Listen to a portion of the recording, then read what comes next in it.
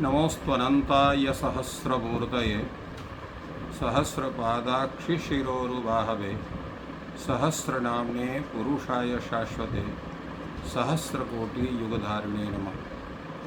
वेदान्तवेद्यतत्त्वाय जगत्त्रितयहेतवे प्रध्वस्ताशेषदोषाय परस्मै ब्रह्मणे नमः।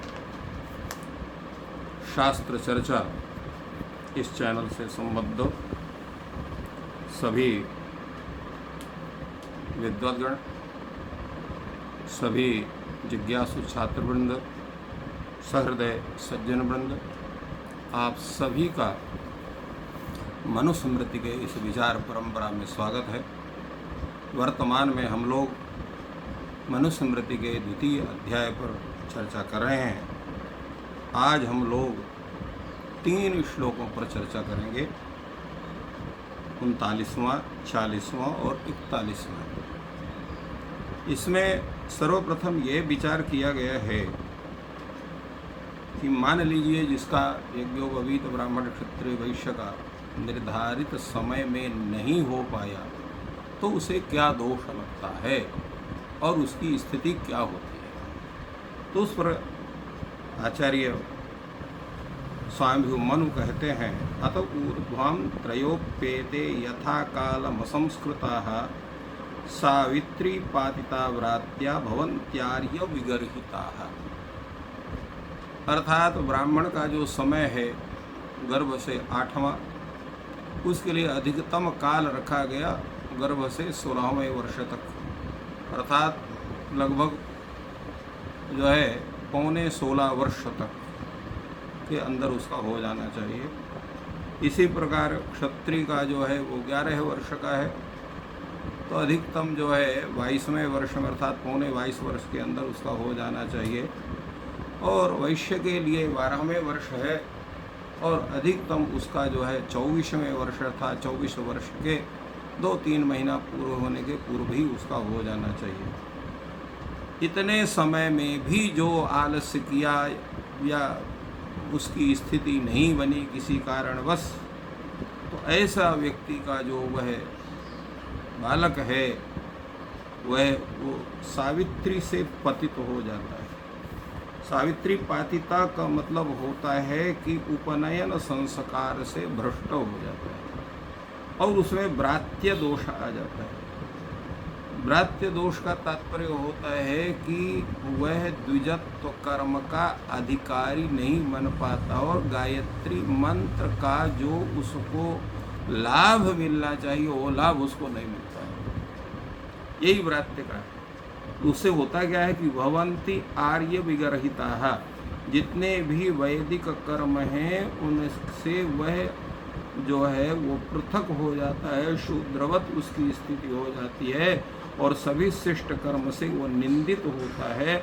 इसलिए व्यवहार में ये निश्चित है कि वैदिक संबंधी संपूर्ण लाभ को प्राप्त करने के लिए उतने समय तक वह व्यक्ति जो है उसका यज्ञोपवीत संस्कार हो जाना चाहिए। अगर नहीं हुआ है तो फिर उसके लिए ये संकट प्राप्त हो सकता है। प्रश्न है कि ये तो आपने बताया कि संकट है, तो उसमें समाज से उसको क्या हानि होती है। समाज का मतलब वर्तमान समाज का नहीं, वैदिक समाज से तात्पर्य। तो वैदिक समाज से कहा गया कि नैतैरपूर्तैर विधिवत आपत्त्यपि करिचित ब्राह्मणान यौनाच संबंधान नाचरेत ब्राह्मणैः सह। सो कहा जो व्रात्य दोष से युक्त व्यक्ति है और कैसा है, उसने व्रात्य दोष के परिमार्जनार्थ जिसने प्रायश्चित्त कर्म का विधान भी नहीं किया। शास्त्र में है अगर किसी कारणवश कोई व्यक्ति रोगग्रस्त हो गया, कोई विदेश चला गया या आपत्ति आ गई, तत्त समय में भी उसने अगर यज्ञोपवीत संस्कार किसी भी कारणवश नहीं कर पाया तो उसको चाहिए कि यथा समय पुनः उसका व्रात्य दोष का जो प्रायश्चित्त है शास्त्रों में बताया गया है, वो व्रात्य दोष के प्रायश्चित्त का पहले अनुष्ठान सुयोग्य वैदिक ब्राह्मणों के द्वारा करा करके और फिर उसका उपनयन संस्कार करे।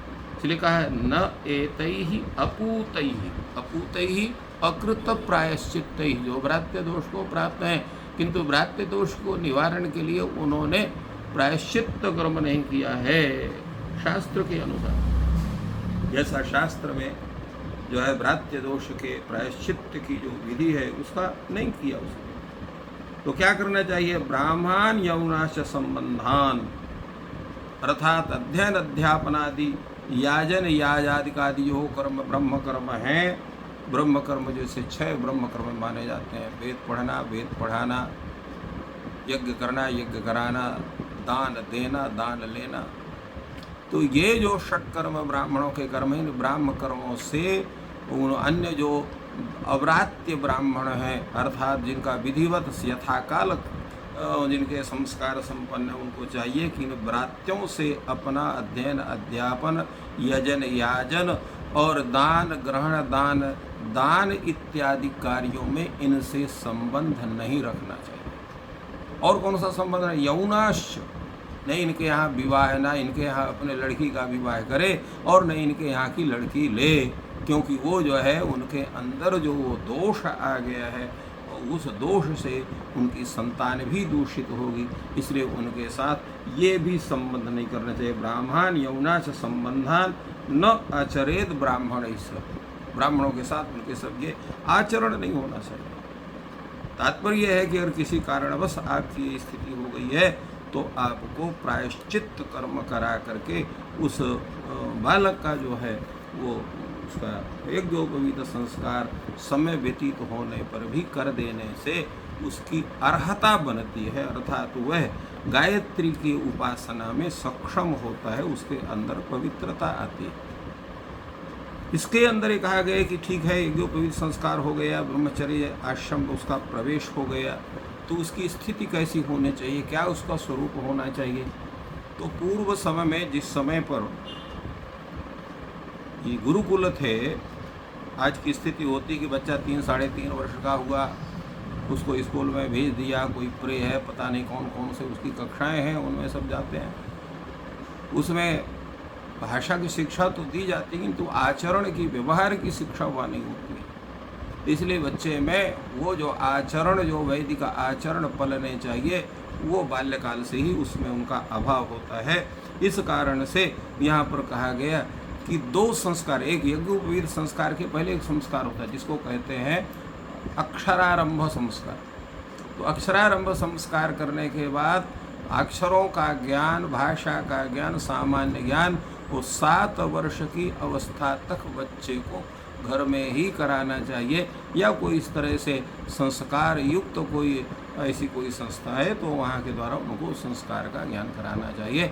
और 7.5 वर्ष की अवस्था होने पर उसको गुरुकुल में भेजना चाहिए, ये नियम था। तो गुरुकुल में भेजने के पहले क्या होना चाहिए, उसमें जो है उसको कहा है कि प्रत्येक ब्रह्मचारी के लिए अलग अलग उत्तरी के रूप में मृगचर्म धारण करने का है। कार्ष्ण रौरवास्तानि चर्माणि ब्रह्मचारिणः वसीरन्नानुपूर्वेण शाण क्षौमाविकानि च। ये कहा इन्होंने कि जो ब्राह्मण है उसको जो है तो वो कृष्ण सार मृग का चर्म उसको उत्तरीय के रूप में धारण करना चाहिए, और जो क्षत्रिय है वो रुरु जाति का जो मृग है उसका चर्म धारण करना चाहिए, और जो वैश्य है उसको जो है वो बकरे का चर्म धारण करना चाहिए। ये 3 के लिए अलग है। अब इनका एक कई वैज्ञानिक रहस्य है। कृष्ण सार मृग है वो सात्विकता का प्रतीक है, तो रुरु मृग जो है वो शौर्य का प्रतीक है, तो छाग मृग अर्थात बकरे का जो मृग जो चर्म है वो उसके ऐश्वर्य का प्रतीक है, धनादि ऐश्वर्य का प्रतीक है। तो इस कारण से उनके धारण करने से उनका बौद्धिक स्तर उस क्षेत्र में अधिक आगे बढ़ता है, उनकी उन्नति तद्रूप में होती है।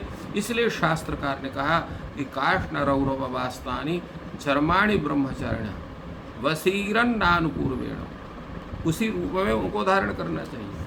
और उसके साथ साथ क्या है कि उनका जो कौपीन आदि है वो कौपीन आदि किसका होना चाहिए, तो उस पर कहा कि शाण क्षौमाविकानि जो ब्राह्मण है उसका जो कौपीन है वो सन का होना चाहिए, जो क्षत्रिय है उसका रेशम का होना चाहिए, और जो वैश्य है उसका जो है वो भेड़ के बाल के ऊन का जो है वस्त्र होना चाहिए, उसको धारण करना चाहिए। तो इसलिए प्रत्येक के लिए पृथक पृथक तत्त चर्म विशेष का धारण करने का, तत्त जो है वो वस्त्र विशेष धारण करने का, ये बताया गया उनके तत्त गुणों की अभिवृद्धि को ध्यान में रखते हुए।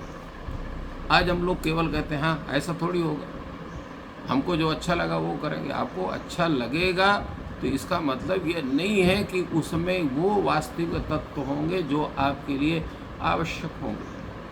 जैसे हम लोग चिकित्सक की बात मानते हैं, चिकित्सक कहता है कि इस समय आपको यही पहनना है, तो उस समय जो आपको यही खाना है, तो वो आपके शरीर के लिए उचित होगा। इसलिए अगर मनोविज्ञान का कोई जो है चिकित्सक कहता है कि आपको इस तरह से आहार करना है, ऐसे आपकी दिनचर्या होगी, तो उससे आपको लाभ होगा। आप उसमें स्वेच्छा अगर करते हैं तो आपको लाभ की जगह हानि होगी। उसी प्रकार शास्त्र जो है वो सार्वकालिक होते हैं, सर्वदृष्टि संपन्न होते हैं, और वो व्यक्ति के न केवल जो है भौतिक उन्नति अपितु उनके जो है आध्यात्मिक उन्नति, उनके मानसोन्नति, बुद्धिन्नति इत्यादि के विषय में भी उनकी दृष्टि होती है।